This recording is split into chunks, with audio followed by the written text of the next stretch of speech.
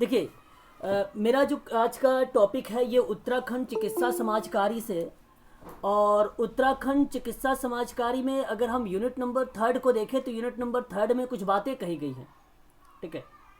और unit number third में समुदाय के बारे में बात किया गया है, समाज के बारे में बात किया गया है, समिति के बारे में बात किया गया है, और संघ के बारे में बात किया गया है, जाति और वर्ग के बारे में बात किया गया है यूनिट नंबर थर्ड में। ठीक है। थोड़ा सा मैं दरवाजा बंद करता हूँ, 1 मिनट होल्ड रखना। तो अब प्रश्न का जो पैटर्न बनता है, तो एक प्रश्न ऐसे भी बनता है भाई कि समुदाय के बारे में बताइए आप। समुदाय पता होना चाहिए, समुदाय होता क्या है। तो आप सभी लोगों को बता दूं मैं, समुदाय की सिंपल परिभाषा है, समुदाय में हम की भावना पाई जाती है, कम्युनिटी में। और कम्युनिटी में ही आत्मनिर्भरता की भावना पाई जाती है, समुदाय में ही दायित्व की भावना पाई जाती है। मैं आपको एक नाम बताता हूँ, किंग्सले डेविस का नाम सुना होगा आप सभी लोगों ने। किंग्सले डेविस महोदय ने समुदाय को बेसिकली 2 भागों में, 2 श्रेणी में डिवाइड किया था। कॉपी पेन साथ में रखिएगा, थोड़ी सी आप लोग नोट भी बनाते रहिएगा साथ साथ में। किंग्सले डेविस ने कहा कि हम 2 श्रेणियों में डिवाइड करेंगे समुदाय को। तो एक को कहा कि ग्रामीण समुदाय, एक को बोला कि नगरीय समुदाय में। किंग्सले डेविस जो नगरीय समुदाय था उसको कहता था कि सामाजिक दृष्टिकोण से, सामाजिक पॉइंट ऑफ व्यू से एक नगर परिस्थितियों की उपज होती है, जहां पर एक ऐसा नगर जो समुदाय जिसमें सामाजिक और आर्थिक और राजनीतिक विषमता पाई जा रही है, जहां पे राजनीतिक तरीके से आर्थिकता को और सामाजिकता को विषमता, मतलब हर एक व्यक्ति अपने आप में क्या होता है भाई, हर एक व्यक्ति यूनिक होता है, तो अपने आप में व्यस्त रहेगा, उसके काम अलग होंगे, उसके विचार अलग होंगे, सारी चीज़ें अलग हों। तो ये शहर में पाया जाता है, ग्रामीण में नहीं। ग्रामीण में हम की भावना पाई जाती है। जैसे अगर आप गांव में चले जाइए तो गांव में आपको लगता होगा कि अगर कोई किसी की मदद करता होगा तो वहाँ पे ऐसा नहीं कि भाई चलो आप मदद कर लीजिए, ऐसा कुछ नहीं होता वहाँ पे। ग्रामीण में ना, एक गांव वालों को देखिए आप एक बार, जो लोग गांव के लोग होंगे वो लोग को पता होगा, उसमें हम की भावना पाई जाती है, उसमें मैं नहीं पाया जाता है, ईगो वाले शब्द नहीं देखने को मिलते हैं। हम वी फीलिंग पाया जाता है। और वी फीलिंग के बारे में अगर कोई बात करता है तो वो बात करता है बोगार्ट्स। ये आप थोड़ा सा ध्यान में रखिएगा। बोगार्ट्स, जब कभी भी परिभाषा में आपको पूछा जाए समुदाय के बारे में, तो आप तुरंत बता देना कि ये बोगार्ट्स महोदय के बारे में कहा गया है। ठीक है। तो हम की भावना पाई जाती है, बोगार्ट्स ने कहा है। आगे बढ़ते हैं। डेविस एक सबसे छोटा समूह, जो समुदाय है, सबसे छोटा समुदाय को माना कि समूह है ये, और जिसमें सामाजिक जीवन के समस्त पहलू आ जाते हैं, वो डेविस कहने था। तो ये परिभाषाएं हैं, आप लोगों ने कल देखा है, मैं थोड़ा सा रिकॉल करते हुए लेके चल रहा हूँ आप लोगों को आगे। फिर समुदाय में कुछ भाव जो है विशेषताएं पाई जाती है, जैसे समुदाय में हम की भावना पाई जाती है, समुदाय में सामुदायिक भावनाएं पाई जाती हैं, आत्मनिर्भरता की भावना पाई जाती है, अनिवार्य सदस्यता पाया जाता है, स्थानित्व पाया जाता है या स्थायित्व पाया जाता है, या एक विशिष्ट नाम होता है उस समुदाय का, है ना। तो ये एक प्रकार का एक सामान्य नियम होते हैं, सामान्य जीवन होता है और व्यक्तियों का समूह होता है। तो ये समुदाय में कुछ विशेषताएं पाई जाती हैं। और समुदाय में मैं बता दूं कुछ आवश्यक तत्व इन्वॉल्व हैं। आवश्यक तत्व जैसे अगर हम बात करें तो बोगार्ट्स महोदय ने कहा है कि दायित्व की भावना पाई जाती है, और निर्भरता की भावना पाई जाती है, और हम की भावना पाई जाती है। ये प्रश्न बनता है एग्जाम में, ध्यान रखिएगा आप सभी लोग। व्यक्तियों का समूह पाना, सामान्य नियम पाना, अस्थायित्व पाना, विशिष्ट भौगोलिक क्षेत्र पाया जाना, और सामुदायिक भावना पाना, सामान्य जीवन, विशिष्ट नाम, स्वतः जन्म, अनिवार्य सदस्यता, आत्मनिर्भरता, ये सभी के सभी समुदाय की एक विशेषता होती है। ठीक है। कल आप लोगों ने इसके बारे में शायद पढ़ा भी होगा, तो क्लियर हो रहा होगा कि समुदाय किसे कहते हैं। अगर कोई व्यक्ति पूछे तो समुदाय बता देंगे आप लोग किसको कहते हैं। मूर्त के बारे में अगर हम बात करें तो हाँ, मूर्त का मतलब होता है एक प्रकार से जिसको आप टच कर सके, जिसको आप अगर हम बात करें जिसको आप देख सकते हैं, जिसको आप छू सकते हैं, उसको मूर्त कहा जाता है। जैसे अगर मैं आपसे कहूँ, अगर आपके सामने एप्पल रखा हुआ है तो एप्पल देख रहे हैं, एप्पल को टच कर रहे हैं, एप्पल का अगर आप खा रहे हैं तो उसका स्वाद ले रहे हैं एप्पल का, तो ये मूर्त है आपके लिए। एप्पल, एप्पल आपके लिए क्या है, मूर्त है। और केवल मैं आपके लिए एप्पल बता रहा हूं और आपके सामने एप्पल नहीं है तो वो अमूर्त है। मैं आपको एक चीज यहां पे केवल बता रहा हूं, लेकिन आपको दिखा नहीं रहा हूं, केवल बता रहा हूं, तो वो चीजें अमूर्त के अंतर्गत आ जाती है। ठीक है। तो मूर्त वो हो जहां पे आप टच कर रहे हैं, देख रहे हैं, उसको मूर्त कहते हैं। अमूर्त यहाँ पे जिसको हम छू ना सके, जिसको हम देख ना सके, वो अमूर्त होता है ना। तो ये चीजें हो जाती हैं। कल आप लोगों ने ये भी सीन किया था और यहाँ पे आपको क्लियर हो गया होगा। एक समुदाय और समाज का अंतर समझ लीजिए कि समाज किसे कहते हैं और समुदाय किसे कहते हैं। ठीक है, तो अंतर से जब समझ में आ जाएगा तो आप इजीली कर लेंगे। तो समुदाय में जो होता है व्यक्तियों का समूह पाया जाता है। तो अगर जितने व्यक्ति, मतलब आप सभी लोगों को मैं एक बार बता दूं कि अगर समुदाय की विशेषता अगर आपको याद हो जाएगी, ठीक है, क्लास में सभी लोग जो है अंत तक बने रहिएगा। मैं लास्ट में आप लोगों का 5 मिनट कुछ इंफॉर्मेशन दूंगा आप सभी के लिए, तो इसलिए आप सभी लोग बने रहिएगा। ठीक है, क्लास को अगर आपको मैं बताऊं तो समुदाय में जो होता है ना, अगर आपको विशेषता अगर याद रहेगी तो आप इजीली कर लेंगे। इजीली करने का मतलब ये हुआ कि समुदाय में क्या पाया जाता है, व्यक्तियों का समूह पाया जाता है। व्यक्ति पाए, अगर व्यक्ति रहेगा तो व्यक्तियों से तो समुदाय बनता है। तो बस तो यहाँ पे आप कह सकते हो कि चाहे सामान्य नियम हो, चाहे अस्थायित्व हो, चाहे एक भौगोलिक क्षेत्र हो, चाहे वो सामुदायिक भावना हो, चाहे वो सामान्य जीवन हो, चाहे वो कोई विशिष्ट नाम रखा हो उसका, चाहे वो अनिवार्य सदस्य हो, चाहे वो आत्मनिर्भरता हो, दायित्व की भावना हो या हम की भावना हो, कहीं ना कहीं समुदाय को रिप्रेजेंट करती है, वो आपका समुदाय हो जाएगा। ठीक है भाई, तो ये इजिली आप ऐसे कर लेंगे। ठीक है, तो आपको ऐसे ही करना है। और नेक्स्ट अगर हम बात करें तो समुदाय मूर्त होता है। अच्छा, अब देखो समुदाय अगर मूर्त हुआ, मैंने अभी आपको बताया समुदाय, तो हम इसको क्या कर सकते हैं, समुदाय में व्यक्तियों को, समूह को, हम जितने व्यक्ति होंगे उसको काउंट कर सकते हैं, हम उसको देख सकते हैं, हम उसको मूल्यांकन कर सकते हैं। परंतु अगर हम समाज की बात करते हैं तो समाज सामाजिक संबंधों का जाल है ना। ये मैकाइवर एंड पेज ने कहा था ये बात। तो ऐसी कंडीशन पे समाज मूर्त नहीं, समाज अमूर्त है। समाज क्या है, अमूर्त है। इस बात का आप खास कर ध्यान रखेंगे आप सभी लोग। तो ये चीज़ें ध्यान रखें। यहाँ पे 2 पॉइंट समुदाय आपको क्लियर हो गया होगा। थर्ड पॉइंट कहता है कि समुदाय में सामुदायिक भावना पाई जाती है, दायित्व की भावना पाई जाती है, निर्भरता की भावना पाई जाती है। यूजीसी में प्रश्न बनाया गया था सोशल वर्क में। समुदाय में जो होता है एक विशिष्ट नाम पाया जाता है। समुदाय जो है समाज का एक भाग है और एक समुदाय में एक से अधिक समाज नहीं होते हैं, परंतु समाज में एक समुदाय से अधिक समुदाय हो सकते हैं। है कि नहीं, समझ रहे हैं कि नहीं मेरी बात, आप समझ रहे हैं। समुदाय जो होता है वो छोटा होता है, समाज बड़ा होता है। तो समाज में कई समुदाय हो सकते हैं, समुदाय में नहीं हो सकता है कई समाज, है ना। तो ये चीज़ हमें थोड़ा सा समझना होगा और आपको समझ में भी आ गया होगा। आगे अगर हम बात करते हैं यहाँ पे थोड़ा सा समिति के बारे में, सॉरी समाज के बारे में। समाज क्या होता है, समाज एक क्षेत्रीय स्थानीय होता है जिसमें अनेक समूह पाए जाएंगे, अनेक समुदाय पाए जाएंगे, अनेक समिति पाई जाएगी, संघ पाए जाएंगे। ये सारी की सारी चीज़ें होती पाई जाती हैं समाज में। समुदाय की प्रकृति या नेचर की अगर बात हम करते हैं तो वो भी समाज में ही पाया जाता है। ठीक है, और समाज में अगर हम बात करें यहाँ पे पॉइंट नंबर 1 के रूप में, तो कह रहा है कि समाज सामाजिक संबंधों का जाल होता है। और ये बात मैकाइवर एंड पेज ने कहा था, ये समाजशास्त्री है, विद्वान है। ये ध्यान रखिएगा, ये कई बार एग्जाम में प्रश्न पूछा भी गया है कि ये कोटेशन किसका है, ये परिभाषा किसने दिया है, तो ये आपको ध्यान रखना होगा। और अगर हम बात करें कि समाज में सामाजिक संबंधों का जाल होने के कारण ही समाज क्या हो गया, अमूर्त हो गया।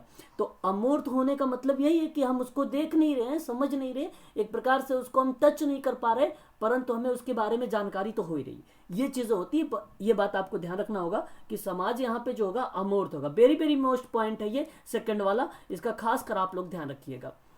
समाज के लिए जो होता है सामुदायिक भावना नहीं पाई जाती, बात ठीक है। अब जो इसमें पाया जा रहा होगा इसमें नहीं पाया जा रहा होगा, तो ये आप अंतर कर लीजिए तो आपको समझ में आ जाएगा कि समाज क्या है, समुदाय क्या है। समाज का कोई अपना नाम नहीं होता है, समाज व्यापक होता है। समाज में कोई समुदाय हो सकता है, ये बात तो ठीक है, लेकिन समुदाय में कोई समाज तो नहीं हो सकता, ये बात भी ठीक है। ठीक है, तो समाज की प्रकृति या समाज के नेचर की समग्रता, समग्रता का मतलब होता है संपूर्ण, यानी पूर्ण या समग्र कह सकते हो आप, होता है जिसमें विभिन्न भाग होता है। जैसे विभिन्न भाग क्या हो सकता है, समिति हो सकती है, संघ भी हो सकता है, समूह भी हो सकता है, समुदाय भी हो सकता है। तो ये सभी क्या होते हैं, समाज की प्रकृति या नेचर के संपूर्णता या समग्रता के बारे में रिप्रेजेंट करते हैं।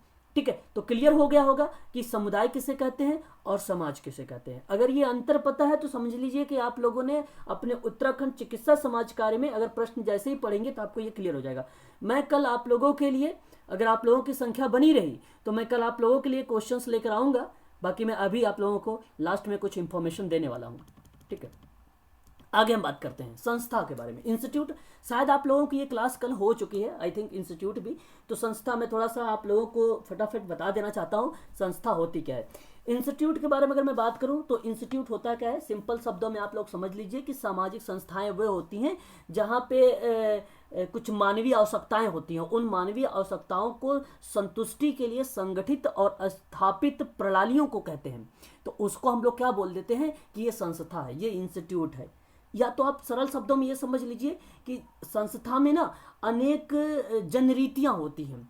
अनेक जनरीतियां या रूढ़ियों का एक ऐसा संगठन होता है जो अनेक सामाजिक कार्य, अनेक का मतलब बहुत सारे, तो बहुत सामाजिक कार्य करते हैं। तो ये काम होता है कहाँ पे, सामान्य हित के लिए या विशेष हित के लिए या आवश्यकताओं की पूर्ति के लिए। ये सारे के सारे काम समुदाय में तो होते हैं, लेकिन समुदाय में जब हम करते हैं तो एक संस्था के माध्यम से करते हैं, एक संस्था के माध्यम से करते हैं। लेकिन जब किसी विशेष हित की आवश्यकताओं की पूर्ति करेंगे तो किसी ऑर्गेनाइजेशन के माध्यम से, तो वहां पर एक शब्द बन जाता है समिति।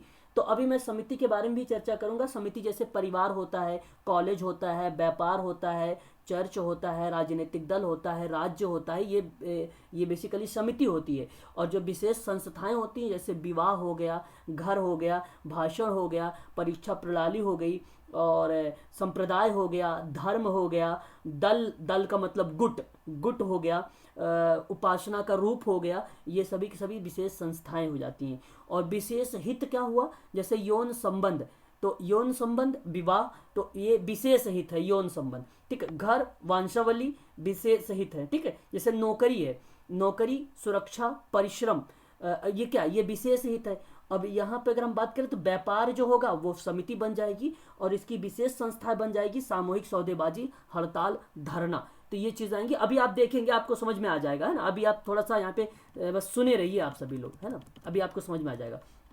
यहाँ पे देखिए परिभाषा में कई बार पेज ने कहा है कि जो संस्था होती है कार्यप्रणाली पर, जाहिर सी बात है कार्यप्रणाली को स्थापित का स्वरूप या दशा को हम क्या बोल देते हैं कि ये संस्था। तो जहाँ पे किसी एक पर्टिकुलर कार्यप्रणाली को स्थापित कर रहे हैं, संस्था में क्या होता है, मान लीजिए आपने कहा कि भाई स्पेशल स्कूल है, ये आपने इंस्टीट्यूट ओपन कर दिया स्पेशल स्कूल, तो स्पेशल स्कूल में कौन से बच्चे पढ़ेंगे, या तो स्पेशल वाले बच्चे पढ़ेंगे। स्पेशल बच्चे कौन से होते हैं, जिनकी 70 से IQ कम होती है ना। जैसे आप कह सकते हैं बौद्धिक अक्षमता वाले बच्चे हो जाएंगे, विजुअल इंपेयरमेंट वाले बच्चे हो जाएंगे, हियरिंग इंपेयरमेंट वाले बच्चे हो जाएंगे। तो ये इंस्टीट्यूट के अंतर्गत आ गए, तो क्योंकि वहाँ पे एक विशेष कार्यप्रणाली हो रही है, एक विशेष हित के लिए काम हो रहा है, तो ये संस्था हो गया, ठीक है। जैसे आप लोग अभी कोई इंस्टीट्यूट ओपन कर लीजिए, संस्था अपने उत्तराखंड में ओपन कर लेते हैं, तो आपका एक मोटो बन जाता है कि भाई देखा आपने कि यहाँ की आवश्यकताएं क्या है, नीड क्या है। मान लीजिए हो सकता है कोई आवश्यकता ऐसी भी हो कि वहाँ पे जातिवाद ज़्यादा चल रहा हो, सांप्रदायिकता ज़्यादा चल रही होगी, या कोई ऐसा असामाजिक व्यवहार ज़्यादा हो रहा होगा, तो उसके लिए आपने संस्था ओपन किया और कहा कि भाई मुझे क्या करना है, इनके व्यवहार में परिवर्तन लाना है। तो ये एक पर्टिकुलर हो जाता है, तो ये संस्था के माध्यम से हो सकता है ये काम, तो इसको हम लोग बोलते हैं संस्था। तो यही कहने का मतलब है कोई कार्यप्रणाली की स्थापित करने के स्वरूप को या दशा को हम लोग बोल देते हैं, जहाँ पे एक सामूहिक क्रिया होती है, वो बेसिकली रिप्रेजेंट कर देता है आपका क्या, संस्था बता देती है। संस्था क्या होती है, संस्था अमूर्त होती है, समिति मूर्त होगी, ध्यान रखिएगा, समिति जो होती है मूर्त होती है और संस्था जो होगी अमूर्त होगी। संस्था के नियम और व्यवस्थाओं का बोध होता है। संस्था का विकास जो है अधिकतर स्वयं से होता है। संस्था के अगर हम नेचर की बात करें तो वो अस्थायी होता है। संस्था समिति का निर्माण, देखो संस्था से समिति का निर्माण होगा, ना कि समिति संस्था से निर्माण होगा। जैसे अभी आप देख रहे थे पीछे कि समाज में समुदाय पाए जाते हैं, समुदाय में समाज नहीं पाया जाता है, ठीक उसी प्रकार से संस्था में जो है संस्था समिति का निर्माण करेगी, समिति संस्था का निर्माण नहीं करेगी, ठीक है। ये बात भी आप लोगों को थोड़ा सा ध्यान रखना पड़ेगा। संस्था के निश्चित सामाजिक ढांचा होता है। संस्था जो होती है ना, विशेष प्रतीक होता है। विशेष प्रतीक का मतलब होता है कोई सिंबल होता है। जैसे मैंने अब मान लीजिए मैंने ये संस्था का एक सिंबल है, आप देख रहे हैं लोगो, तो ये एक प्रकार का इंस्टीट्यूट है, तो इसका एक लोगो बनता है, तो एक सिंबल होता है, इसका प्रतीक होता है ना। अगर हम बात करें कि यह मनुष्यों के प्रक्रियाओं पर निर्भर होता है। संस्था जो है अनिवार्य रूप से सामाजिक विरासत भी होती है। तो ये बेसिक चीज़ें हैं, ये हमें पता होना चाहिए कि इंस्टीट्यूट के बारे में क्या क्या चीज़ें होती है। कार्य के बारे में क्या था, मानवीय आवश्यकताओं की पूर्ति करेगा, तो ये संस्था का हो जाता है भाई। फिर उसके बाद अगर हम बात करते हैं संस्था क्या करती है, संस्था व्यक्तियों के कार्यों को सरल बनाती है, ये भी आपके लिए बेटर माना जाएगा, है ना। समझ में आ रहा है, एक बार मुझे कंफर्म कर दीजिए क्या आप सभी लोग। बताइए हेमू जी, राफिया मैडम। जी सर। चलिए जी ठीक है। सर, आ रहा है सर। चलिए बहुत बढ़िया तनुजा मैम, बहुत बढ़िया। बात को समझिए, म्यूट कर लीजिए और आप अच्छे से बात को समझिए। यहाँ पे समझना है, प्रश्न मैं कल करवाऊंगा तो आपको इजीली समझ में आ जाएगा, है ना। मैंने सोचा था आज क्वेश्चन लेने के लिए, लेकिन कल की क्लास मेरी आपसे नहीं हुई थी, इसी वजह से मैंने ये थोड़ा सा क्लियर करने के लिए, क्योंकि मैं जब प्रश्न करवाऊंगा तो आप लोगों को ये रिकॉल करवाता हूँ ताकि आप लोग इसे देख लें। आगे अगर हम बात करते हैं तो व्यवहारों का अनुरूपता के बारे में बात करूंगा। तो व्यवहार का अनुरूपता भी कहीं ना कहीं इंस्टीट्यूट को ही रिप्रेजेंट कर, इंस्टीट्यूट जो है सामूहिक अभिमति के रूप में जाना जाती है। इंस्टीट्यूट जो है नियम की संरचना होती है। इंस्टीट्यूट जो है सामूहिक प्रयत्न होता है। इंस्टीट्यूट जो है प्रतीक को रिप्रेजेंट कर, प्रतीक का मतलब सिंबल को रिप्रेजेंट करता है। इंस्टीट्यूट एक अमूर्त व्यवस्था होती है। इंस्टीट्यूट एक सांस्कृतिक व्यवस्था की इकाई होती है। इंस्टीट्यूट में ही एक व्यवहारों का सांस्कृतिक का वाहक होता है। इंस्टीट्यूट ही स्थितियों का कार्य निर्धारण करता है। इंस्टीट्यूट ही व्यवहार को नियंत्रित करता है। तो ये सारा का सारा काम आप जो देख रहे हैं ना, ये इंस्टीट्यूट का देख रहे हैं, संस्था के देख रहे हैं। तो ये सभी के सभी पॉइंट्स हैं जो मैंने आपको बता रहा हूँ। ये एग्जाम के पॉइंट ऑफ व्यू से वेरी वेरी मोस्ट इंपॉर्टेंट भी है। विशेषताओं के अगर बारे में बात करें तो निश्चित उद्देश्य होता है। अभी मैंने बताया ना कि आपका एक उद्देश्य होगा, कोई संस्थान आपने बना दिया है तो वो जाहिर सी बात है, ये विशेषता है उसकी। आप नोट कर लीजिए इसको, या तो आपको ये समझ लेना चाहिए। अगर हम बात करें विचार होता है, तो विचार क्या होता है? विचार में अगर हम बात करें तो जो संस्था होती है उसमें विभिन्न प्रकार के विचार भी शामिल होते हैं कि आवश्यकताएं क्या है, इस समाज की नीड क्या है, और उस समाज की नीड के आधार पे हम उनकी आवश्यकताएं, जैसे मनुष्य की आवश्यकताओं की पूर्ति के लिए सामाजिक संस्था का सबसे महत्वपूर्ण और प्रथम कार्य मानव आवश्यकताओं की पूर्ति करना होता है। ठीक है, तो जब उनकी मानव आवश्यकताओं की पूर्ति करेंगे तो संस्था का जन्म होता है। तो जैसे विवाह एक संस्था है, विवाह एक संस्था है जिसका प्रमुख कार्य है यौन संतुष्टि। तो एक प्रकार से मानव की आवश्यकताओं की पूर्ति जो हो रही है तो संस्था के माध्यम से हो सकती है। तो हमें इस चीज़ को समझना होगा। आगे अगर हम बात करते हैं, विरासत के रूप में भी हो सकता है, जो है सामूहिक स्वीकृति भी हो सकती है। ठीक है, स्वीकृति का मतलब होता है एक्सेप्टेंस। जैसा भी समूह हो, जैसा भी समाज हो, समुदाय हो, उसको हमें वैसे ही एक्सेप्ट कर लेना है, हमें उसके साथ भेदभाव नहीं करना है। लाइक अगर मैं कहूँ कि अगर आप सोशल वर्कर हैं, आप उत्तराखंड मेडिकल सोशल वर्क का आपने क्वालिफाई कर लिया, हॉस्पिटल में लग गए आप, और कोई व्यक्ति मलिन बस्ती से आया, कपड़े सही नहीं पहना है, उसकी भाषा देहाती भाषा है, आप फॉर्मल ड्रेसेस पहने हुए हैं, आप इंग्लिश बोल रहे हैं, तो कम्युनिकेशन में बैरियर भी होगा और उसको समझ भी नहीं आएगा। दूसरी बात ये कि अगर आप उसे एक्सेप्ट नहीं करेंगे तो आप एक्चुअल के सोशल वर्कर हैं भी नहीं, तो आपको उसे एक्सेप्ट करना होगा। स्वीकृति का सिद्धांत यही बताता है समाज कार्य में कि जैसा भी सेवार्थी हो उसे आप वैसे ही एक्सेप्ट कर लीजिए, चाहे वो केस वर्क कर रहे हो, चाहे आप कम्युनिटी वर्क कर रहे हो, चाहे आप ग्रुप वर्क कर रहे हो, जो भी एक्टिविटी कर रहे हो आप उसे उसी के रूप में एक्सेप्ट कर लीजिए। ये सोशल वर्क का एक उत्तरदायित्व समझ लीजिए, या तो आप समझ लीजिए कि एक प्रोफेशन है ये सोशल वर्क का। ठीक है, लेकिन आप ये भी बात ध्यान रखिएगा सोशल वर्कर लोग कि भाई जब भी कभी कोई अगर मान लीजिए सेवार्थी या क्लाइंट मिलता है, जैसे लैंग्वेज में बात करना चाहता है वैसे ही में आपको बात करना है। आपको वहाँ पे अपने आप को हाई फाई नहीं दिखाना है। ठीक है, कि आपने अच्छा ड्रेसेस पहन लिया और आपने उससे जो है इंग्लिश में बात कर रहे हो और वह गाँव की भाषा में लैंग्वेज में बात कर रहा है, तो वो आपका सक्षम नहीं होगा, सही तरीके से वो सफल नहीं होगा। तो इसके लिए आप इस बात का भी ध्यान रखेंगे, खासकर आप सभी लोग, है ना। तो कहावत है ना, जैसा देश देखो वैसा भेष बनाओ, तो वैसा ही काम करना है आप लोगों को। ठीक है, सोशल वर्कर है वो परिस्थितियों में ढल जाते हैं। सोशल वर्कर की यही एक हॉबी है, उनके अंदर यही एक क्वालिटी है। सभी के बस की नहीं होती है ये सारा काम करना। नियम का ढांचा अगर हम बात करें तो नियम के ढांचे की अगर बात करता है तो ये भी संस्था की ही एक प्रकार की विशेषता है। संस्था में नियम बनाता है, इंस्टीट्यूट में नियम बनते हैं कि भाई अगर मान लीजिए कोई एम्प्लॉय है तो समय पे आना जरूरी है। भाई ऐसा थोड़ी ना कि अगर 8 बजे हो गया तो आप 10 बजे आइए घूमते फिरते। आपको 5 बजे जाना है कॉन्फ्रेंस में, सेमिनार में, और पता चले आप 12 बजे 1 बजे जा रहे हैं, तो ये गलत हो जाएगा। तो एक रूल, एक रेगुलेशंस होना चाहिए जहाँ पे आप अपने उद्देश्यों को आसानी से प्राप्त कर सकेंगे, अन्यथा नहीं कर पाएंगे। कुछ सत्ता होता है, सत्ता का मतलब अधिकार होते हैं। ठीक है, संस्था में अपने सदस्यों के व्यवहार के लिए जो कार्य करने को नियंत्रित करने के लिए या सफल बनाने के लिए उसके सत्ता होता है। सत्ता का मतलब अधिकार होता है, तो अधिकार भी होना ज़रूरी होता है। ठीक है, तो ये चीज़ें होनी चाहिए। जैसे अगर कोई असामाजिक शब्द बोलता है तो उसे संस्था से बाहर कर दीजिए, भाई क्या ज़रूरत है उसे रखने के। ठीक है, अगर हम बात करते हैं कि कोई भी अगर असामाजिक व्यवहार कर रहा है किसी भी व्यक्ति के साथ, तो उसे भी आप उससे समझाइए, समझाने अगर नहीं समझ में आता है तो उसके साथ एक्शन, मतलब उसके खिलाफ एक्शन लीजिए। तो ये सोशल वर्कर की भूमिका होती है। इंस्टीट्यूट में ये सारी चीज़ें चलती है, ठीक है। तो ये, और जैसे जो भी असामाजिकता फैल रही है उसको नियंत्रित भी करिए, ये हो जाता है। अब हम बात करते हैं समिति के बारे में। समिति का शायद अब मुझे यहीं से स्टार्ट करना है, आप लोग एक बार जरा मुझे कंफर्म कर दीजिए, यहीं से शायद स्टार्ट करना है मुझे ना, समिति से ही कंफर्म कर दीजिए। कल की क्लास शायद यहीं समाप्त हो गई थी। समिति क्या है? एक्टिव रहिए यार, नहीं एक्टिव रहेंगे तो मज़ा नहीं आएगा। आप सभी लोग आवाज़ वगैरह क्लियर है मेरी? सर मैं तो कल अच्छा अटेंड नहीं कर पाई थी, तो मुझे नहीं पता। ओके ओके ओके, कोई बात नहीं, कोई बात नहीं। तो मुझे मैं यहाँ से स्टार्ट कर रहा हूँ, यहीं से आप सबकी जो है यहीं से आपको देखना है कि समिति होती क्या है। तो मेरी बात को ध्यान से आप सभी लोग सुनिएगा। समिति का मतलब होता है कि व्यक्तियों के द्वारा अपने सामान्य उद्देश्य को पूरा करने के लिए एक विचार पूर्वक निर्मित एक ऐसा संगठन है, एक ऐसा संगठन का नाम है जिनकी सदस्यता ऐच्छिक होती है। तो समिति आवश्यकताओं की पूर्ति करने के लिए एक महत्वपूर्ण साधन है। समिति जैसे किसी भी व्यक्ति की आपकी आवश्यकताएं हैं, तो आपकी आवश्यकताओं की पूर्ति करने के लिए समिति का होना ज़रूरी है। तो उद्देश्य की पूर्ति के बाद समिति भंग भी हो सकती है। तो जैसे अगर आपका उद्देश्य पूरा हो गया तो समिति क्या हो जाएगी, लेकिन संस्था थोड़ी ना भंग होगी, समिति भंग हो जाएगी।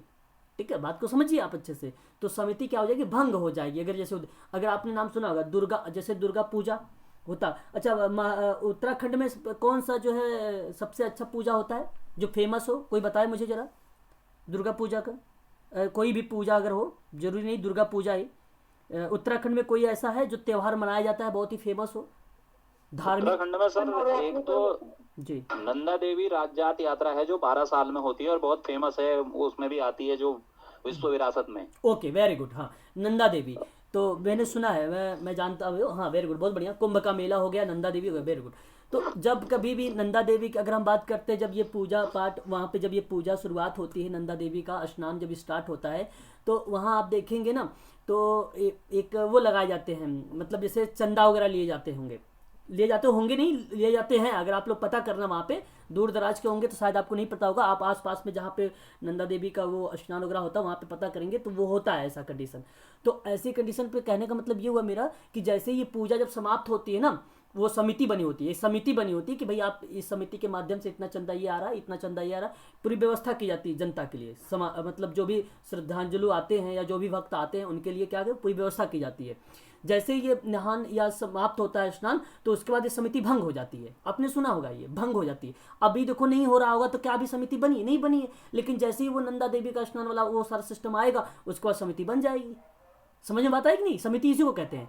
तो कहने का तात्पर्य मेरा ये हुआ यहाँ पर सिंपल से शब्दों में कि समिति आवश्यकताओं की पूर्ति के लिए एक महत्वपूर्ण साधन है। ये एक महत्वपूर्ण साधन है, चाहे वो श्रम कल्याण समिति हो, चाहे दुर्गा, मैंने यहाँ पे आप देखेंगे तो दुर्गोत्सव समिति लिखा हुआ है, छात्र समिति लिखा हुआ है। तो ये कुछ लिमिटेड समय के लिए है, बाद में ये भंग हो जाती है, बाद में ये भंग हो जाती है ना। आगे हम बात करते हैं समिति की परिभाषा को लेकर। तो समिति कहती है क्या होता है कि समूह के रूप में, समिति एक परिभाषा यहाँ पे बताते हुए बताया जा रहा है कि एक समूह के रूप में कर सकते हैं जो किसी एक हित या अनेक हितों के समान पूर्ति को संगठित होता है। अब जरूरी ये भी नहीं कि पर्टिकुलर उसके अंतर्गत एक ही हित हो, अनेक हित भी हो सकते हैं और लोगों का भी हित हो सकता है उसमें, कोई पर्टिकुलर नहीं कि एक ही बंदे का हित के बारे में बात किया जाए। ये मैकाइवर पेज कहते थे, मैकाइवर पेज कहते थे कि जरूरी नहीं केवल एक ही हित के बारे में बात किया जाए, अनेक हित भी हो सकते हैं और समान उद्देश्यों की पूर्ति हो सकती है, ये समिति कहती है, मैकाइवर पेज। ठीक है, तो एक चीज़ तो यहाँ से आपको ये क्लियर हो गया होगा। समिति में अगर हम बात करें तो समिति, अभी मैंने बताया अभी आप लोगों से था कि समिति क्या था, आपका ये मूर्त, संस्था क्या होती है, अमूर्त होती है। और अगर हम बात करें तो समिति से मनुष्यों के समूह का बोध होता है।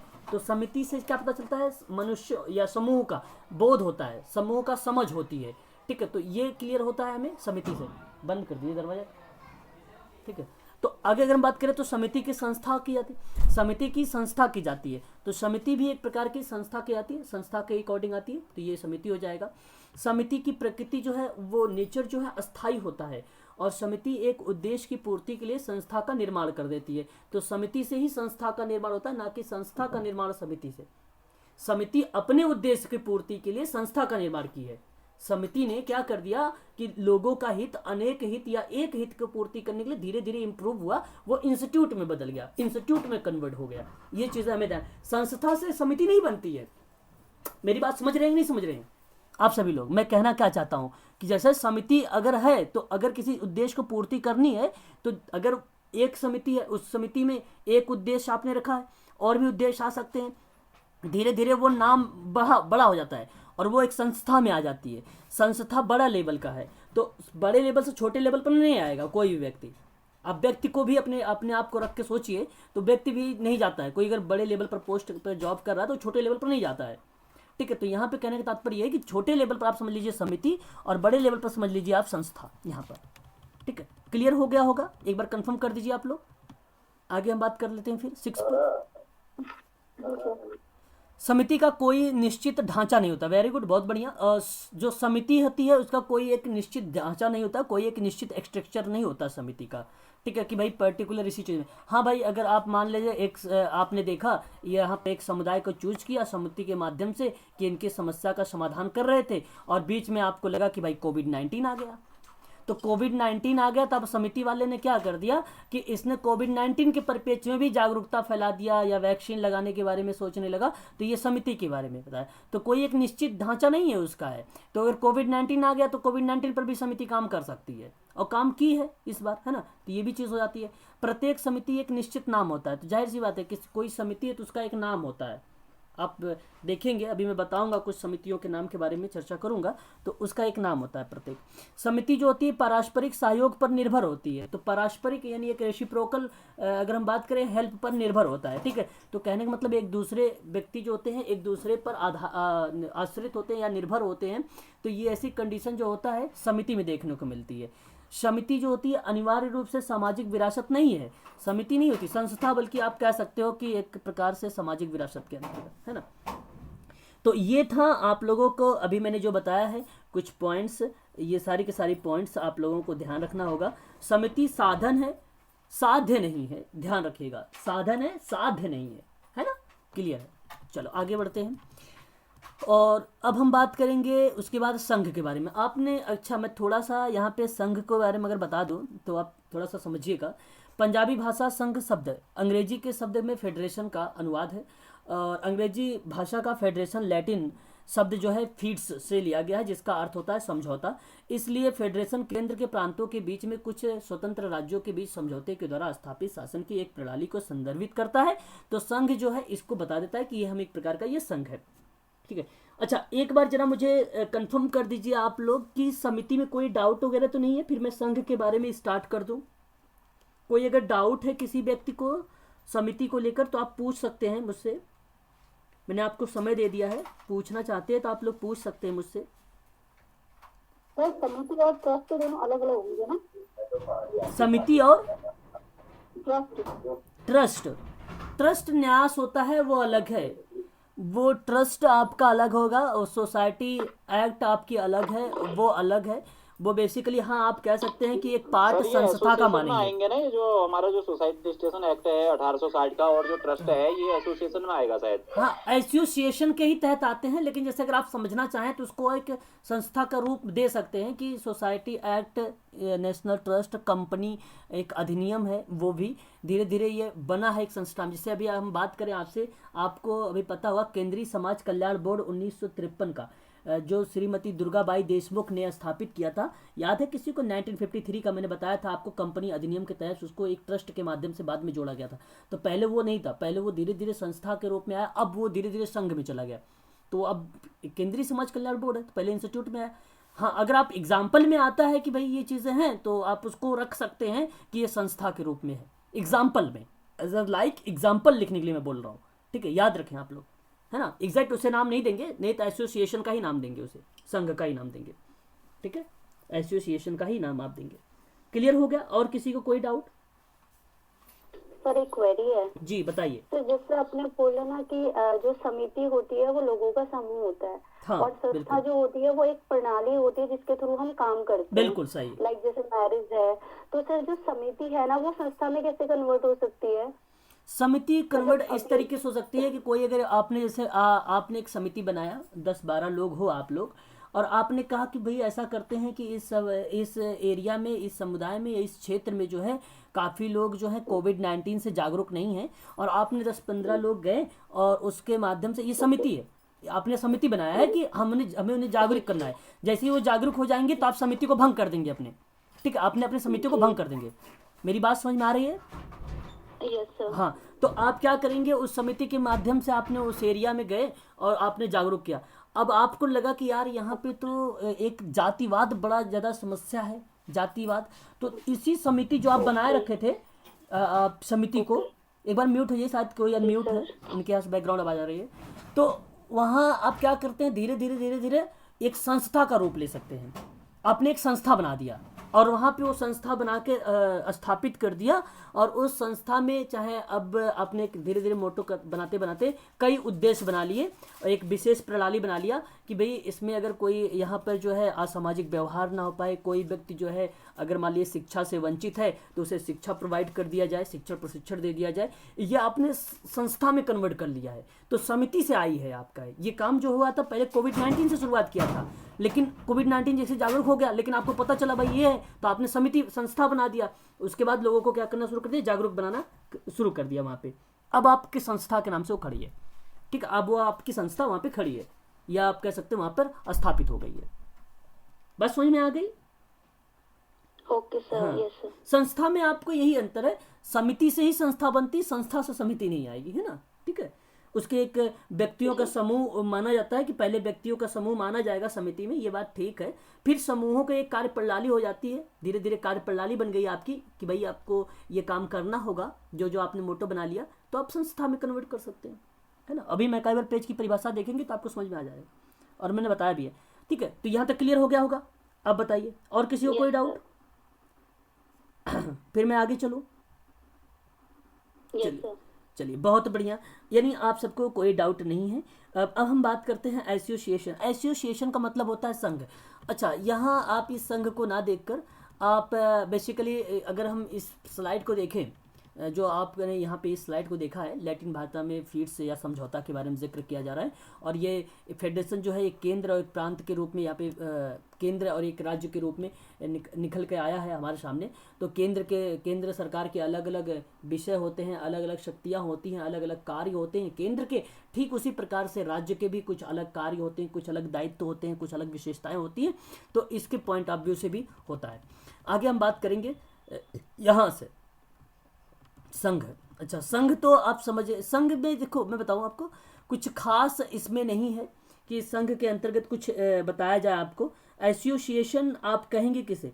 अगर मैं आपसे कहूं कि संघ एक शब्दों में बताया जाए तो क्या बोलेंगे संघ को? संघ को अगर आपको एक शब्द में अगर परिभाषित करना पड़े तो कैसे परिभाषित करेंगे? संघ की परिभाषा कैसे देंगे, बताएं आप, अगर आपसे मैं सर ये पूछूं। जो ये यूनियंस होती हैं जो, उनको जी। प्राय संघ कहा जाता है, और संगठित होने से इसका मतलब है शायद। संघ, आप सभा को संघ बोल सकते हैं। समुदाय या संगठन है, उसे भी आप संघ कह सकते हैं, है ना। संघ आप उसे भी कह सकते हैं। यहाँ एसोसिएशन अगर हम बात कर रहे हैं या फेडरेशन की बात कर रहे हैं, जहाँ एक संघीय राज्य हम बोल रहे हैं, वो राजनीतिक एक प्रकार के राजनीतिक सातत्व है जो किसी केंद्रीय सरकार के अंतर्गत आंशिक रूप से स्वशासित राज्यों या क्षेत्रों के संघ को यूनियन के रूप में चिन्हित कर रही है, तो वह एक प्रकार से संघ के रूप में रिप्रेजेंट हो रही है, संघ। तो संघ में मैं आपको ये कहूंगा कि एक सभा याद रखें आप लोग, और एक समुदाय याद रखें आप लोग, एक संगठन का नाम याद रखें आप लोग। तो आप इजीली परिभाषित कर भी सकते हैं कि संघ इनको कहा जाता है, इनको ही संघ कहा जाता है। इसी तरीके से आप उनको परिभाषित कर सकते हैं संघ को, है ना। और संघ में और अगर हम बात करें आगे थोड़ा सा कि और इसको किस तरीके से हम बता सकते हैं संघ को, कि जैसे अगर हम कहें बुद्ध द्वारा स्थापित संघ एक स्पष्टी राष्ट्रीय चरित्र की विविधता है, जिसके साथ अंतर्राष्ट्रीय स्तर पर विकसित हुआ है। स्थानीय परंपराओं तथा धर्म संस्था, जिसको चर्च से भी काफ़ी हद तक उसे कुछ ग्रहण किया गया, है ना। तो ऐसे में धर्म जो है संस्था नहीं यहाँ पे हुई, तो धर्म का मतलब बना कि किसी निश्चित उद्देश्य के जो संपर्क में आया, जो संपर्क में स्थापित हुआ, तो कुछ लोगों का एक स्थान पर रहना, तो एक प्रकार से जब कुछ लोग स्थान पर रह रहे हैं तो वह एक प्रकार का संघ को रिप्रेजेंट हो रहा है। तो अलग अलग चीज़ों में हम इसको समझ सकते हैं कि संघ होता क्या है। ठीक है, संघ होता क्या है। तो संघ में मैं कहूँगा कि आप संगठन और समुदाय और सभा को याद रखें तो शायद आप आसानी से समझ पाएंगे संघ इसी को कहा जाता है। ठीक है, तो संघ ऑर्गेनाइजेशन को भी रिप्रेजेंट करेगा, कम्युनिटी को भी रिप्रेजेंट करेगा। संघ और समाज, ये जो है बौद्ध मठ में संघ जो है ना, संघ बौद्ध मठ में सर्वोपरि माना जाता है, सर्वोपरि माना जाता है, क्योंकि सामाजिक जीवन में सभी मामलों का अंतिम न्यायालय भी संघ के माध्यम से। मैं अपने आप को भगवान बुद्ध, धम्म और संघ को समर्पित हूँ। तो ऐसे जो शब्द हो रहा है एक चीज़ वो बताता है एक प्रकार का संघ या समाज। ठीक है, तो हमें समझने के लिए ये सारी चीज़ें बताया गया कि आपको पता हो कि नहीं कि संघ है क्या। एग्जामिनर ये जानना चाहेगा आपको कि संघ आपको मालूम है कि नहीं। आपको संघ के माध्यम से भी काम करना पड़ सकता है, भले आप हॉस्पिटल में लगे हो, है ना, एक यूनियन के रूप में भी आपको काम करने को मिल सकता है वहाँ पर। ठीक है, तो ये चीज़ें बन जाती है हमें। ठीक है, चलिए आगे हम बात करते हैं। और यहाँ पे लास्ट पॉइंट हमारी होगी इस यूनिट का, जाति। आप लोगों को पता होगा जाति का मतलब, जाति शब्द जो होगा अंग्रेजी भाषा का कास्ट, आपको पता होगा हिंदी अनुवाद है, और अंग्रेजी कास्ट शब्द की व्युत्पत्ति पुर्तगाली इस भाषा के कास्टा शब्द से हुई है, पुर्तगाली भाषा के कास्टा शब्द से हुई है। अर्थ होता है इसका, जैसे अगर हम बात करें अर्थमत में, तो विभेद तथा जाति से लगाया जाता है। और जाति शब्द की उत्पत्ति का जो पता चला था सन 1665 में ग्रेसिया डी और जो है ओरेटा नामक विद्वान था, उसने इसके बारे में बात किया था। तो मैंने आपसे बताया हम यहाँ पे 2 पॉइंट, एक तो पुर्तगाली शब्द से कास्टा से लिया गया, ठीक है, और अर्थ लगाया जाता है इसका विभेद या जाति से। और सन 1665 की बात करते हैं तो ग्रेसिया डी ओरेटा एक विद्वान था, इसने इसकी बारे में पता लगाया है। और इसके बाद फ्रांस का एक अबे डुबाब था, उसने इसका प्रयोग किया और ये कास्ट का प्रजाति के रूप में बताया था इसने। ठीक है, अबे डुबाब। तो आपको ये 2-3 बातें हैं, थोड़ा सा ध्यान रखना होगा। मैं जब प्रश्न आपसे करवाऊंगा तो ये प्रश्न वहाँ पे मेंशन रहेगा कि किसने 1965 में किया था। तो ग्रेसिया जो है डी ओरेटा का नाम याद रखेंगे आप लोग, और बाद में अगर फ्रांस का नाम आता है तो अबे डुबाब का नाम याद रखेंगे। और कास्टा किस शब्द से, कास्ट जो है किस शब्द से उत्पत्ति हुई है इसे भी आप ध्यान रखेंगे, पुर्तगाली भाषा से। ठीक है, मीनिंग क्या बनता है, विभेद तथा जाति से लगाया जाता है इसका मीनिंग या अर्थ मत, इसका एक विचार बताया गया है यहाँ पर। ठीक है, आगे हम बात करते हैं। और जो है जाति की अगर परिभाषा के बारे में बात करें तो कुछ विद्वानों ने अलग अलग तरीके से परिभाषित किया है। अगर हम बात करें C.H. कूले के बारे में, चार्ल्स हल्टन कूले इनका पूरा नाम है, और ये विद्वान कहते हैं जाति के बारे में कि जब एक वर्ग पूर्णतः अनुवांशिकता पर आधारित है तो हम उसे जाति बोल देते हैं। तो जैसे कोई एक वर्ग है पूर्णतः उसे वह अनुवांशिकता पर आधारित है तो वह एक जाति। जैसे आप अपने आप को सोच लीजिए कि आपका एक वर्ग है और वो अनुवांशिकता पर आधारित है तो आपकी ये जाति है। तो आप अपनी ही जाति, अपने पर अगर आप सोच कर देखेंगे ना तो आपको इजीली समझ में आ जाएगा कि C.H. कूले की परिभाषा क्या कहती है, जाति सही रिप्रेजेंट करती है। तो ये इन्होंने सही परिभाषा दिया है और ये हो सकता है एग्जाम में पूछा जाए तो आप इसको सही जवाब लगा के आना। ठीक है, तो ये आपका राइट है, इसे आप लोग ध्यान रखिएगा और इस पर स्टार भी लगा लीजिएगा। ठीक है, ये प्रश्न अच्छा पूछा जाएगा आप लोगों से, मैं क्वेश्चन आप लोगों से करवाऊंगा इसके बारे में। आगे अगर हम बात करते हैं तो एक रिजले विद्वान थे, इन्होंने कहा कि जाति परिवार और परिवारों के समूहों का एक संकलन है। संकलन का मतलब होता है कलेक्शन। जहाँ जाति है वहाँ परिवारों का जो समूह होगा और जिसका सामान्य नाम होगा एक काल्पनिक पूर्वज से। तो देखिए अभी हम कूले की बात करें तो कूले इसी पूर्वज के बजाय उन्होंने अनुवांशिकता बोल दिया था। देवता से सामान्य उत्पत्ति का दावा करता है और एक ही परंपरागत व्यवसाय करने पर बल देता है और एक ही सजातीय समुदाय के रूप में उसके साथ मान्य होता है। जो अपना ऐसा मत व्यक्त करने योग्य होता है वह कहलाता है क्या, जाति। ठीक है, ये चीज़ हो गई। और ये वेरी मोस्ट इंपॉर्टेंट, ये कई एग्जामों में पूछा गया है, इसको तो आप स्क्रीनशॉट ले लीजिए कि जाति एक बंद वर्ग है। ये स्टेटमेंट किसका है, मजुमदार एवं मदान का है, जिसको मदन भी कहा जाता है। ठीक है, कभी कभी मदन मिलता है मदान के बजाय। ठीक है, तो ये बहुत इंपॉर्टेंट है, जाति एक बंद वर्ग है, ये परिभाषा दिया है इन्होंने। ठीक है, चलिए आगे हम बात करते हैं J.H. हट्टन के बारे में। तो जाति एक व्यवस्था है जिसके अंतर्गत एक समाज अनेक आत्म केंद्रित और एक दूसरे से पूर्णतः पृथक इकाइयों से विभाजित रहता है और इन इकाइयों के पारस्परिक का मतलब होता है रेसिप्रोकल एक प्रकार से। ठीक है, और संबंध ऊंच नीच के आधार पर संस्कृत या एक प्रकार से संस्कारित रूप से निर्धारित होता है, वह कहलाती है जाति। तो जाति एक व्यवस्था है जिसके अंतर्गत समाज अनेक आत्म केंद्रित और दूसरे से पूर्णता पृथक कर देता है। पृथक का मतलब अलग हो गया, अलग रूप में विभाजित कर देता है, तो वह एक प्रकार का आपकी जाति हो जाती है। तो आत्म केंद्रित, समाज के अनेक आत्म केंद्रित और दूसरे से पूर्णता वो अलग हो रहा है, तो ऐसी कंडीशन पर इन्होंने कहा कि एक रेसिप्रोकल संबंध बन रहा है ऊंच नीच का, तो ये रिप्रेजेंट हो जाता है क्या, जाति। ये हो जाता है जाति। तो ये परिभाषी है, एक प्रकार से परिभाषा है। आगे अगर हम बात करें, जाति जो है एक अंतःविवाही समूह है, ये भी कह सकते हैं, जिसकी अपनी उप संस्कृति होती है। जहां वर्ग का आधार आर्थिक होता है, वहीं जाति का आधार सामाजिक सांस्कृतिक होता है। वर्ग एक अर्जित जो है, अर्जित का मतलब होता है एक्वायर करना, परिस्थिति, जबकि जाति प्रदत्त स्थिति होती है। तो जैसे कहने का मतलब है जाति जो प्रदत्त हुआ, तो वो जाहिर सी बात है जाति अंतःविवाही के अंतर्गत आता है। तो जब अंतःविवाही के अंतर्गत आएगा तो वहां पर क्या बन जाता है, प्रदत्त स्थिति बन जाती है, ठीक है। और वर्ग जो बनता है वो अर्जित बनता है। तो ध्यान रखिएगा, वर्ग क्या है, क्लास क्या है, क्लास एक अर्जित है। अर्जित का मतलब एक्वायर होता है। एक्वायर स्टेटस, जो हम स्टेटस होता है हमारा, हम उसको एक्वायर करते हैं, अर्जित करते हैं। जो जाति होती है वो डेटा या आंकड़े कह लीजिए, तो आंकड़े की स्थिति में होती है, ठीक है। यहाँ पे एक मीनिंग बताने की कोशिश की जा रही है, थोड़ा सा समझने की कोशिश करिएगा आप लोग कि वर्ग क्या है, अर्जित परिस्थिति है। एग्जाम में ऐसे ही मिलेगा, वर्ग क्या है तो अर्जित परिस्थिति होगी, जबकि जाति जो होगा वो प्रदत्त होगा, जाति जो होगा प्रदत्त होगा। ये आप थोड़ा सा ध्यान रखिएगा। अगर हम बात करते हैं नेक्स्ट पॉइंट पे, तो एक नाम आप देखिए यहाँ पे मजुमदार का। जाति व्यवस्था भारत का अनुपम है। सामान्यतः भारत में जातियों को संप्रदायों की परंपरागत जो है स्थलीय मानी जाती है। ऐसा कहा जाता है कि यहाँ की हवा में भी जाति घुली हुई है, और यहाँ तक कि मुसलमान और ईसाई भी इससे अछूत नहीं बचे हैं। तो कहने का मतलब मजुमदार ने जाति के बारे में व्यवस्था को भारत को एक अनुपम बता दिया, और इन्होंने ये बात बोल दिया कि यहाँ जो है हवा में जाति जो है घुली मिली है, ठीक है। इस तरीके की बात इन्होंने बता दिया।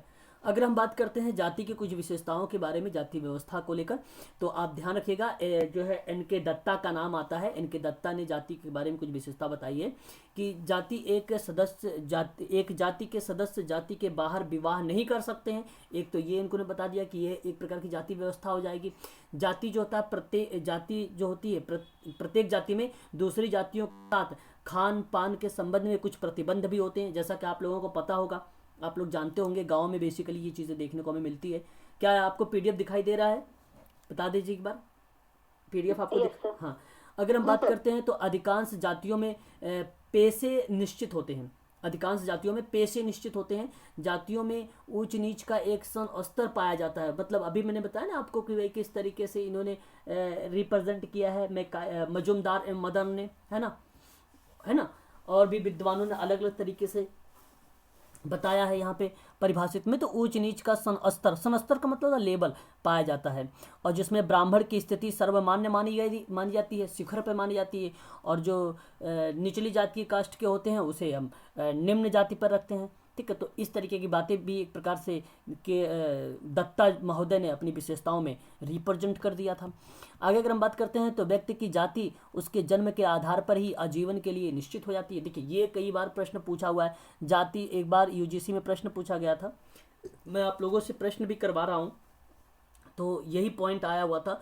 तो जाति जो है उसके जन्म के आधार पर ही आजीवन के लिए एक निश्चित हो जाती है, ठीक है। तो व्यक्ति की जाति तो जन्म पर ही, यार ये जन्म से ही होता है जाति, तो ये हमें ध्यान रखना पड़ेगा, ठीक है। ये अर्जित नहीं की जाती है, ठीक है, ये आप ध्यान रखिएगा आप सभी लोग।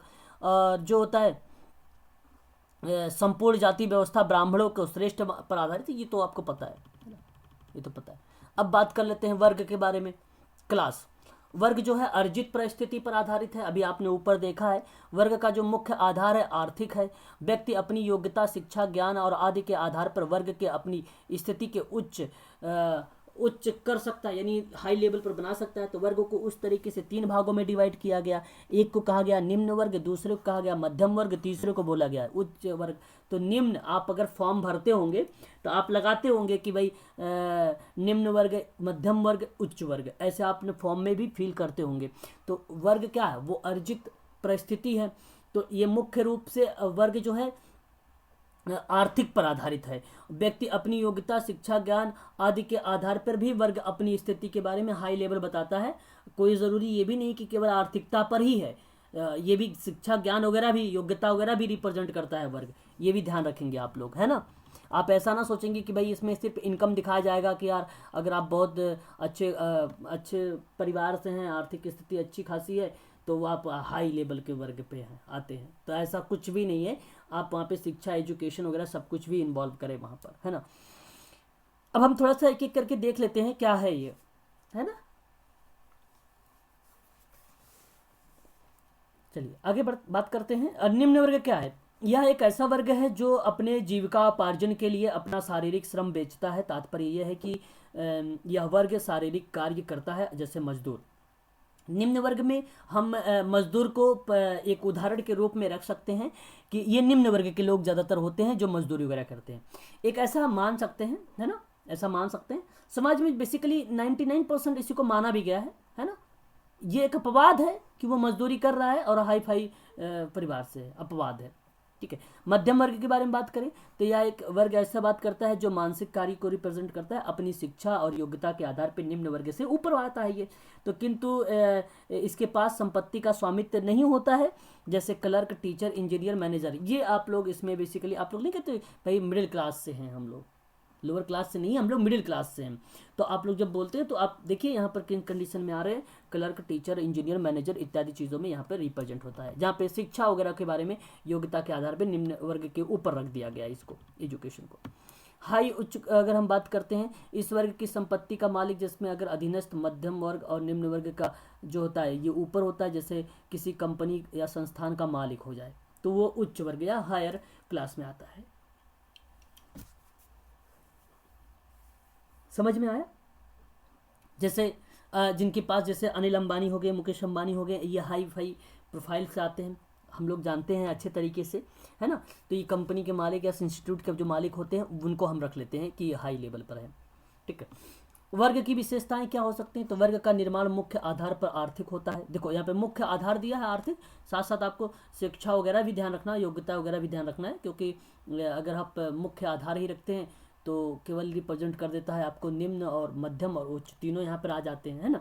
और अगर आप एक जीविका उपार्जन की बात करते हैं, भाई चलो ज़िंदगी चल रही है, जो कमा रहे हैं वो खा रहे हैं, पी रहे हैं, उड़ रहा है सब कुछ, तो वो निम्न वर्ग में मजदूरी वगैरह में आ जाते हैं, है ना। कुछ बचा रहे हो आप लोग थोड़ा बहुत भविष्य के लिए, तो वो मध्यम वर्ग में आ जाता है। और अगर आपकी हाई फाई प्रोफाइल है, यानी कंपनी, संस्थान, इंस्टीट्यूट के अगर आप मालिक हैं, तो वो उच्च लेवल पर आ जाते हैं ना। तो वो चीज़ें जो है बेसिकली इसमें भी मेंशन किया गया है, आर्थिक होता है, इसमें आप जोड़ सकते हैं इसको। एक वर्ग की जो स्थिति होती है वो एक समान होती है, ये भी सही है। और कुछ वर्ग का एक ऊपर या कुछ वर्ग के मध्यम, शेष का निम्नतम स्थान होता है, जैसे कि यहाँ पे देखिए सब शब्दों में लिख भी दिया गया है। वर्ग का सदस्यता जो होती है वो अर्जित की जाती है। जाति प्रयास अपनी वर्गीय स्थिति को परिवर्तित कर सकती है, तो ये भी बेसिकली एक प्रकार का आपका क्या हो जाएगा, विशेषता हो जाएगा। जाति और वर्ग में थोड़ा सा अंतर देख लीजिए। जाति एक बंद व्यवस्था है, ये परिभाषा किसने बोला है आप लोग मुझे बताएंगे, बताएं जरा। जाति एक बंद व्यवस्था है, किसने बोला है ये बात? मजूमदार, हाँ मदान कह सकते हो या मदन कह सकते हो, वेरी गुड। तो ये आपको ध्यान रखना होगा। और जबकि वर्ग एक खुलापन पाया जाता है, ये आपको ध्यान रखना होगा। जाति एक सदस्यता प्रदत्त होती है, जबकि वर्ग अर्जित होता है। जाति में पेशे निश्चित होते हैं, वर्ग में नहीं होते हैं। जाति में खान पान संबंधी प्रतिबंध होता है, वर्ग में नहीं होता है। जाति अंतःविवाही समूह है, बल्कि वर्ग नहीं है ये, ठीक है। तो आप देखेंगे जाति जो है वर्ग की अपेक्षा अधिक स्थिर होता है, ठीक है। ये चीज़ हम देख सकते हैं। अब थोड़ा सा हम लोग क्वेश्चन कर लेते हैं, है ना। थोड़ा सा हम लोग यहाँ पे प्रश्न कर लेते हैं, देख लेते हैं कि कौन कौन से क्वेश्चंस आप सबके सही होंगे, है ना। तो चलो जरा मुझे बताइए कि किस विद्वान ने कहा कि जाति एक बंद वर्ग है, बताएं जरा। यहाँ पर आप लोगों को सामने दिखाई भी दे रहा होगा, ऑप्शन भी 4 ऑप्शन है, कोले है, मजुमदार है, मदन है, Ghurye. Option number B for Bombay यहाँ पे सही जवाब आएगा, वेरी गुड। यहाँ पे मजुमदार एवं मदान का जो है यही सही जवाब हो जाएगा ऑप्शन आपका, वेरी गुड। ऐसे आपको प्रश्न एग्जाम में मिलेंगे, है ना, ऐसे ही प्रश्न मिलेंगे। आगे अगर हम बात कर लेते हैं, कह रहा है कि निम्नलिखित कथनों पर विचार कीजिए। पॉइंट ए कहता है कि जाति एक अंतःविवाही समूह होता है, और पॉइंट 2 कहता है कि वर्ग एक सदस्यता अर्जित होती है। पॉइंट 3 कहता है कि जाति एक बंद व्यवस्था है। पॉइंट 4 कहता है कि वर्ग जो होता है वो खुलापन पाया जाता है। अगर आप लोगों ने अच्छे से सुना है, अच्छे से देखा है, तो आप बताएंगे यहाँ पे कौन सा सही जवाब होगा। 1 आपसे बोल रहा है कि जाति जो है एक अंतःविवाही समूह है, दूसरा बोल रहा है वर्ग सदस्यता अर्जित है। पहला भी सही है, दूसरा भी सही है, और जाति एक बंद व्यवस्था ये भी सही है, वर्ग खुलापन पाया जाता है ये भी सही है। इसलिए आपका 1 2 3 4 जिसमें लिखा होगा वही सही जवाब होगा। ऑप्शन नंबर सी देखिए, चारों सही लिखा हुआ है, तो इसलिए आपका यहाँ पर सी वाला करेक्ट जवाब हो जाएगा। ठीक है, आगे हम बात करते हैं, किस विद्वान ने कहा है कि जब एक वर्ग पूर्णतः वंशानुक्रम पर आधारित हो, अभी आपने देखा है वंशानुक्रम वंश जो है अनुवांशिकता, उसे हम जाति कहते हैं। ये एक परिभाषा किस विद्वान ने कहा है, अभी आपने नाम पढ़ा था Charles hertz कूले, CH कूले, very good. यहाँ पे ऑप्शन नंबर आपका हो जाएगा CH कूले का, वेरी गुड, बहुत बढ़िया। अगर हम बात करते हैं यहाँ पर वेरी वेरी मोस्ट इम्पोर्टेंट, इस क्वेश्चन को थोड़ा सा आप लोग स्टार लगा लीजिएगा, कि मार्क्स ने पूंजीवादी समाज में शोषक और शोषित, अगर आपसे पूछे कि समाजवाद, कार्ल मार्क्स ने पूंजीवादी समाज को 2 भागों में बांटा था, 2 वर्गों में डिवाइड किया था, और एक वर्ग उसका था शोषक, तो दूसरा ऐसे पूछ लेगा, दूसरा डैश मार्क पूछ लेगा और ऑप्शन दे देगा आपको शोषित। तो यहाँ से 2-3 टाइप के प्रश्न बन सकते हैं, उसको आप ध्यान रखिएगा। तो शोषित के रूप में जिन 2 वर्गों को डिवाइड किया है, तो क्रमशः नाम बताएं। और भी इसके नाम है, ऐसा नहीं कि शोषक और शोषित ही नाम है, और भी इसके नाम है। ठीक है, शोषित को बोला जाता है सर्वहारा, शोषित को क्या बोला जाता है, सर्वहारा बोला जाता है। शोषक को क्या बोला जाता है, बुजुर्वा। तो ये 5 नवंबर 2020 को UGC में पूछा हुआ प्रश्न था, यही प्रश्न था कार्ल मार्क्स का। ठीक है, तो यहाँ पे ऑप्शन नंबर कौन सा सही हो गया, ए वाला सही हो गया। ठीक है, निम्नलिखित में से कौन सा कारण जाति व्यवस्था को बनाए रखने के लिए सबसे प्रमुख कारक होता है। तो जाति व्यवस्था को बनाए रखने के लिए सबसे प्रमुख कारण कौन सा हो सकता है कारक, तो अंतःविवाह हो सकता है। अब कहीं है ऑप्शन में, हाँ ऑप्शन नंबर 4 देखिए, यहाँ पर अंतःविवाह है, तो आपका अंतःविवाह हो जाएगा। अभी आपने देखा अंतःविवाह लिखा हुआ था वहाँ पर, जाति व्यवस्था बनाने के लिए प्रमुख कारक में लिखा हुआ था अंतःविवाही, अगर आपको याद होगा, सीधा क्वेश्चन में ही लिखा हुआ था एक लाइन में, वही क्वेश्चन यहाँ पर आ गया है, तो ऑप्शन नंबर यहाँ पर 4 सही हो जाएगा। वर्ग निर्धारक तत्व है कौन सा, सामाजिक परिस्थिति पर है, जीवन शैली पर, तो आप लोग को मैंने जीवन शैली तो कभी पढ़ाया ही नहीं, आपको बताया ही नहीं, और वायु तो बोला ही नहीं था। अब या तो सामाजिक परिस्थिति होगी या तो व्यवसाय होगा, मैंने 2 शब्द बोले हैं, तो जरा मुझे बताएं वर्ग निर्धारक तत्व है क्या। व्यवसाय, हाँ व्यवसायिक, वेरी गुड, यहाँ पे सही जवाब option number C for Chennai, आपका करेक्ट जवाब हो जाएगा यहाँ पर व्यवसाय। ठीक है, अभी मैं कल भी आप लोगों से कुछ प्रश्न करवाऊंगा इसी पर आधारित। और देखिए अंग्रेजी भाषा का शब्द कास्ट है, और उत्पत्ति हुई कास्टा से। कास्टा किस भाषा का है, स्पेसिन जो है स्पेनिश होगा, स्पेनिश, हाँ लैटिन, पुर्तगाली, रसियन, तो यहाँ पे सही जवाब हो जाएगा पुर्तगाली, आपका ये सही जवाब हो जाएगा। और ये आपको पता होना चाहिए ये कौन से साल में किया गया था, 1665 में। ठीक है, वेरी गुड, ऐसे ही हमें थोड़ा सा ध्यान रखना होगा हर एक चीज़ के बारे में। ठीक है, तो ये थे कुछ आप लोगों के लिए मैंने इंपॉर्टेंट क्वेश्चन लिए थे जो लगा, बाकी मैं और भी इसके संबंध में कुछ और भी प्रश्न आप सबके लिए लेकर आऊँगा अभी। ठीक है, तो आज के लिए बस इतना ही हम लोग करेंगे। आज आपका ये टॉपिक समाप्त हो गया है, सामाजिक परिवर्तन, सामाजिक नियंत्रण, मैं सिर्फ 2 दिन में इसको भी समाप्त कर दूंगा।